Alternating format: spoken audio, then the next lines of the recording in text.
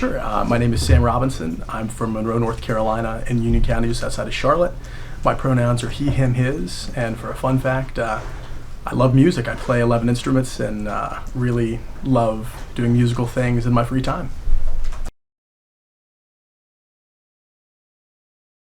I want to begin by saying the other candidates are friends and all fantastic folks who I think would do a fine job. But I think the reason I'm the best candidate to do this job is the same reason I chose Carolina in the first place. For me, it's about the people. I love the people of this university. I love my fellow Tar Heels, and I've spent the last year in the undergraduate legislative branch learning how to make student government work better for people. And so I truly believe my experience will help me make the job as accessible and transparent and equitable for all Tar Heels. That's why I think I'm the best candidate. I love that question. That's why our team has adopted an open door policy. So on day one, my schedule will be published. It'll be public. We will publish a totally transparent list of all external appointments, and any student who wants to request a meeting will get one within 1 week. It's a way we ensure that we're appointing a wide range of folks from all different backgrounds to make sure that our external appointments, which currently at this given moment have only been filled to a 61% clip. My team has set a goal to fill it to 85% by the end of our first semester and by 95% by the end of our term. So I think it's all about transparency and equity and making sure that everybody knows what jobs are available and has equal access to information. That's why we're going to have the most transparent administration in history with a complete open door policy and a public list of all jobs that are available and ensure that everyone's got a shot to earn one. I love this question. In my platform, you can find we have a plan we call the Path to the Chancellor's Desk. This is for any student or any student organization who wants to make their concerns heard. They can submit a letter to our office. They can come in and meet with me. And when I go to my weekly meeting with Kevin Guskowitz, I'll take that folder of letters and walk them through step by step with the Chancellor. I think this is a very important opportunity to make sure student voices are directly heard. The other thing I'm interested in is one of our programs we call Hoofing with the Heels. It's to get administrators out of their blazers and their ties, get them in a polo shirt and a pair of blue jeans, and come walk campus with a diverse group of student leaders to talk to students who traditionally might not have the opportunity to speak with the Chancellor. Because I think we all know the Chancellor and the Provost and some of our deans and certainly the Board of Trustees are too often extremely out of touch with the average Tar Heel.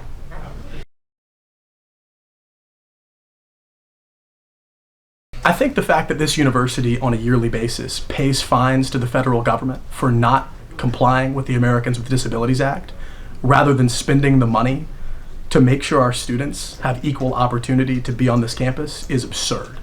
And furthermore, the fact that there hasn't been a ramp at the old well in the past just continues to show how out of touch we've been on this issue. I've been happy to work with and consult with Tar Heels at the table and other accessibility groups during my time in the Senate. I was happy to vote in support of a resolution that went to the administration calling on more accessibility, but it's in my platform, and I absolutely plan to advocate for a ramp at the old well and a whole host of other accessibility issues. The fact that elevators are not working in on-campus buildings and preventing disabled students from being able to go to class is not something we should ever have to deal with on this campus. And it's something I will be absolutely on top of if elected.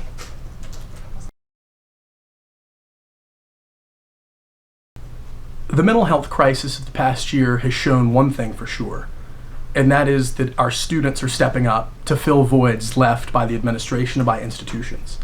And that's something that's made me so proud to be a student here. But that's not enough. We can't ask our students to be trying to take care of themselves and try to take care of everyone else where our administration is not stepping up. The first thing we want to do is create a student advisory committee to CAPS with representation from undergraduate and graduate students.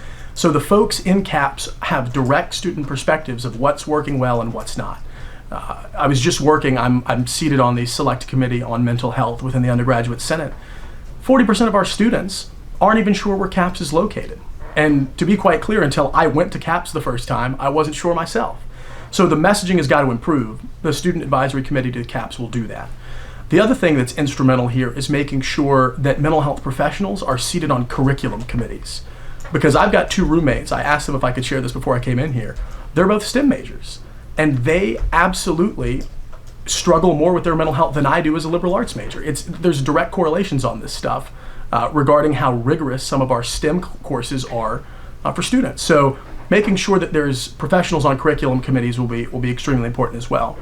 Third, I want to partner with Learn to Win. It's a Carolina alumni created service to provide additional help to our students. It was offered to student government last year, I believe, at an extremely discounted rate, and it did not pan out. But I want to follow up with that and make sure that we're providing even more resources to ensure that those needs are met. And then just the last thing, I know I'm going long on this one. It's unthinkable to me that students are being referred to off-campus private healthcare providers, that their insurance, or for some of our students who don't have insurance, may not be able to A, get there, but then pay for it once they are there. I think we have to readdress our priorities at CAPS to make it from Carolina for Carolina, to make it something that exists here to serve us. Because asking students to leave our campus to get help where they may not even be able to afford it is unthinkable for a university and a state and a nation with as much wealth as we have.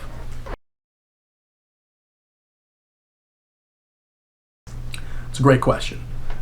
First of all, I want to return for a moment to the external appointments issue.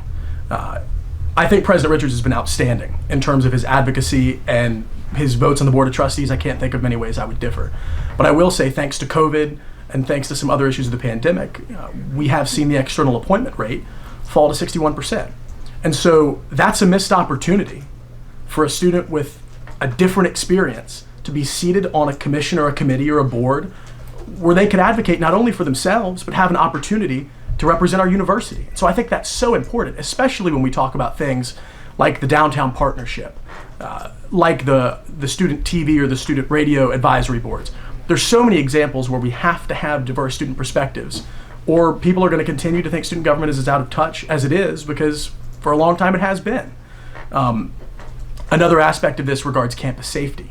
The Campus Safety and Security Committee has not met it had not met all of this past year until very, very recently. And this is a conversation I had on campus with a young woman during the signature period where we were talking about issues.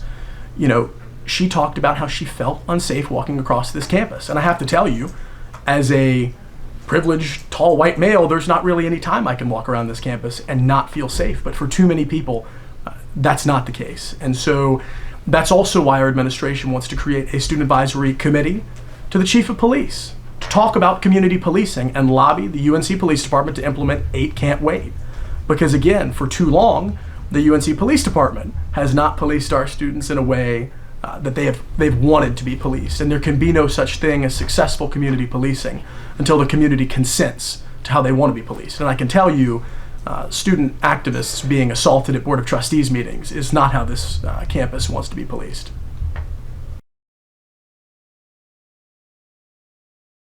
I want to begin by saying I'm really encouraged with how our student body has stepped up to the plate to get vaccinated, to get boosted, and to continue to look out for each other. I think that's an essential first step, and I'm glad we've done it. But I think also there's been some gaslighting by people in the media and even some folks here on our campus about how apparently we're just moving out of COVID-19 when our cases continue to rise thanks to Omicron and other variants. Until COVID-19 has subsided, there has to be a hybrid option for all students who need it. To ask a student who's been quarantined by a COVID exposure that's probably not their fault, or someone who's gotten COVID-19, it's unacceptable. We can't ask students to fall behind on their learning for something that's totally out of their control. So that's number one. Number two, I also totally hear the concerns of students who claim and say that they learn better in the classroom. I'm the same way. I find myself lapsing off on a lot of Zoom calls. But again, until COVID-19 has subsided, we have to have a virtual option for those students. I also want to commend the Black student movement and the Richards administration for their commitment to securing PPE and N95 masks when the administration would not do it. And now we've even seen administrators and other groups bar student groups from using their funding, which is the student activity fee, that's your money, using it to buy masks for students. And so I think they have a choice, the administration does. They can either provide us with the masks that we need, which is what they absolutely should do, but they should not bar student groups from getting their own if they're not going to step up to the plate.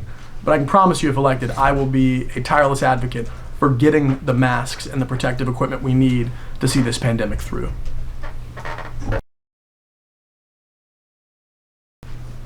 This issue is one that hits close to home because of friends who are survivors and because of hearing the stories and reports that I just said reference students not feeling safe on our campus. It's unacceptable.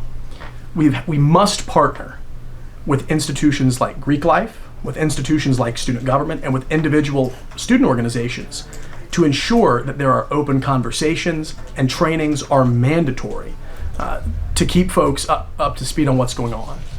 Another thing I would advocate for is to sign the Ed Reform Act Now pledge to roll back the Betsy DeVos and Trump administration Title IX programs that have been detrimental to many students and to the process by which sexual assault is reported and covered. Let's keep in mind that if you go based off of the statistics that this university gives you, there's not a lot of sexual assault on our campus, and we know that's not true. So again, I think it's essential that student government, through our open door policy and through our student organization, we're going to take a pledge. Everyone who works in my administration will complete our School of Social Work's mental health aid training and also sexual assault prevention training to ensure that you have resources in a student organization to help connect you, but also just continue to make the rhetoric public and make sure people understand, to help tear down the stigma around it, to make sure people are not afraid to get the help they need, because it's such a hard situation. This is exactly why we were the first team to put a community policing platform plank in our platform. And I'm really excited about this new advisory board to the chief of police that we want to create.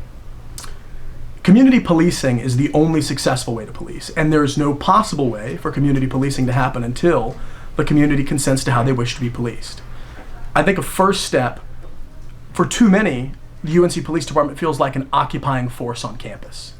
And it feels like an organization that was shaking hands with neo-Confederates and neo-Nazis during Silent Sam, while our own students were tear-gassed. And that's just not acceptable. We also saw the debacle surrounding Nicole Hannah-Jones, where we had students on our campus literally be assaulted because the UNC Police Department would not communicate about what was going on. So again, I think it's essential that there be new conversations between a broad range of stakeholders, because the student body has got to have a formal space to communicate with UNCPD and tell them this is how we wish to be policed. 8 Can't Wait is an essential part of that, and don't let anybody tell you that 8 Can't Wait is radical. 8 Can't Wait is the bare minimum. It's a starting point of things like ending chokeholds, not shooting at moving vehicles, a duty to intervene, and mandatory de-escalation. These are steps we should take, and we should have taken them a long time ago, but if elected, we're going to take them now. And we're going to push the UNC Police Department to be a community partner and not be an occupying force on our campus.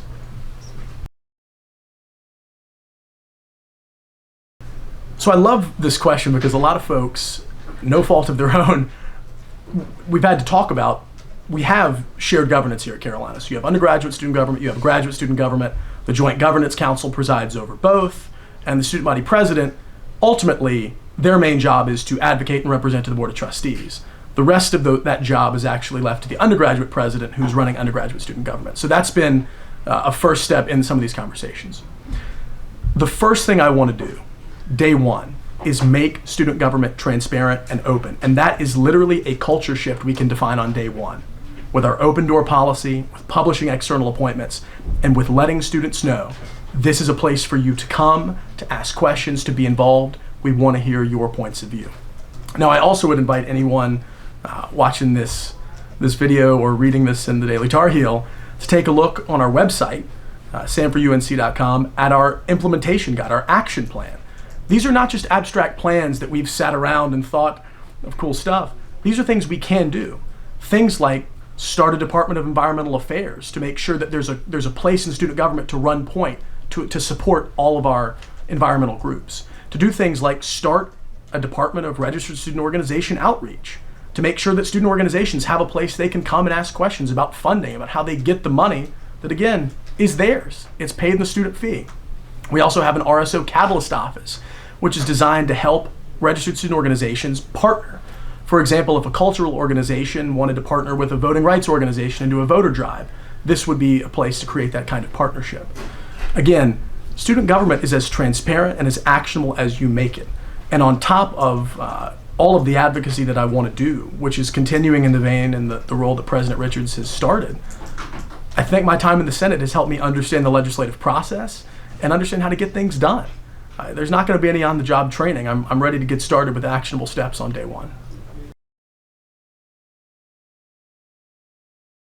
Just a few of the things in our platform that I think are quite different than some of the others.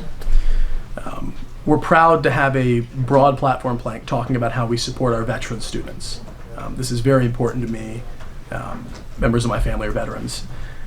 And I think when we look at our veteran student population, on the undergraduate side, these folks are typically older than your average undergraduate student because they've served our country.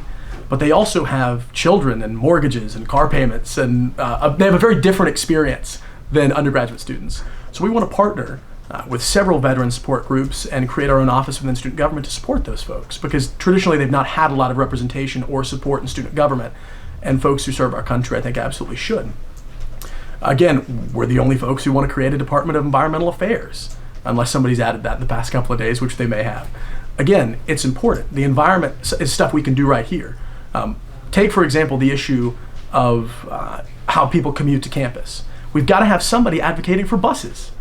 I've been stranded at my home because they quit the bus route and I don't have a parking spot, and the walk and the bike takes a real long time. So I think a lot of these issues of the environment, how we compost, how we talk about divestment, which is something I haven't come to yet that I want to get back to, is important.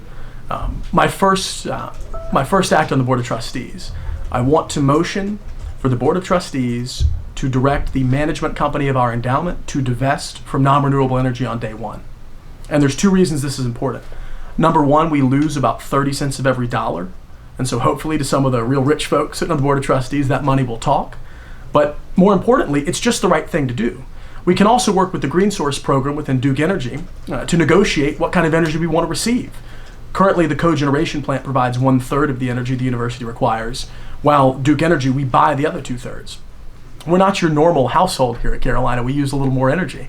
So we have the ability to negotiate with Duke Energy and say, hey, this is the kind of energy we want to receive. It's very possible, and support those great student organizations doing the work.